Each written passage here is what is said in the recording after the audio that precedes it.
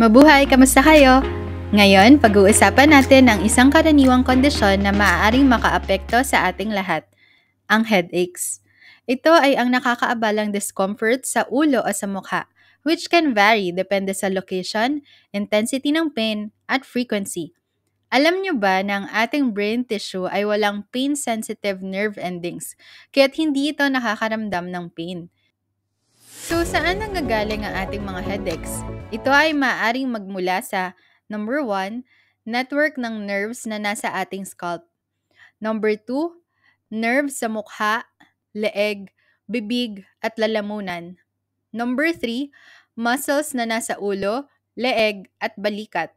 At number 4, blood vessels na makikita sa surface at base ng brain. Ngayon, alamin natin ang iba't ibang types ng headache. Number 1, migraine. Ang migraine ay isang disabling neurological disease kung saan ang mga nerves ay nagiging overstimulated na nagiging dahilan para mag-release ng maraming chemicals sa brain.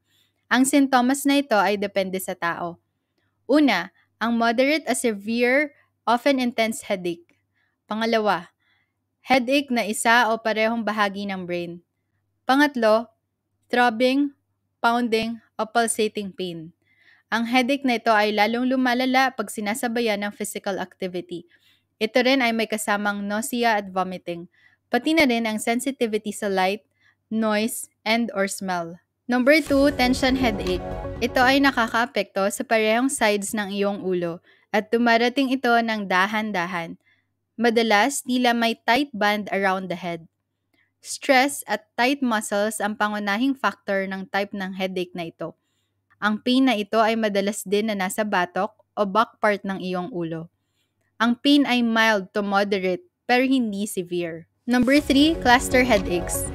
Usually ito ay tumatagal ng weeks o months.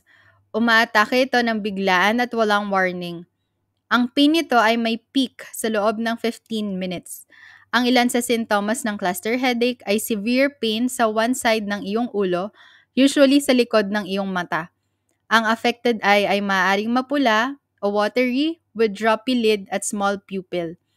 Ito rin ay may kasamang pamamaga ng eyelid, runny nose o congestion, at sweating sa noo. Ang reason para sa headache na ito ay maaaring primary o secondary. Ang primary cluster headaches ay nangangahulugan na ang headache itself ang pangunahing problema. Sanhi nito ay maaaring dahil sa muscle tension, exposure sa certain food, certain medication, dehydration o hormonal changes. Samantalang ang secondary headaches ay dahil din sa iba't ibang underlying conditions tulad ng neck injury, eye problem, jaw, teeth, or sinus infection, meningitis, brain tumor, or encephalitis. Ang epektibong treatment at management ng headache ay depende sa kung anong type ito. Narito ang ilang tips. Number 1, avoid known triggers. Iwasan ang mga bagay na nagtitrigger ng iyong headache tulad ng certain food, medication, or stress. Number 2, changing dietary habits. Kumain ng balanced diet at iwasan ang pagkain ng maaaring magdulot ng headache. Number 3, exercise. Regular na ehersisyo para mapanatili ang magandang circulation ng dugo. Number 4, rest in a quiet dark room. Magpahinga sa tahimik at madilim na kwarto para mabawasan ang sakit. Number 5, medication. Uminom ng tamang gamot na nireseta ng iyong doktor. At ang huli sa lahat, number 6, stress management. Mag-practice ng relaxation techniques, tulad na aking binahagi sa Buhay at Kalusugan series.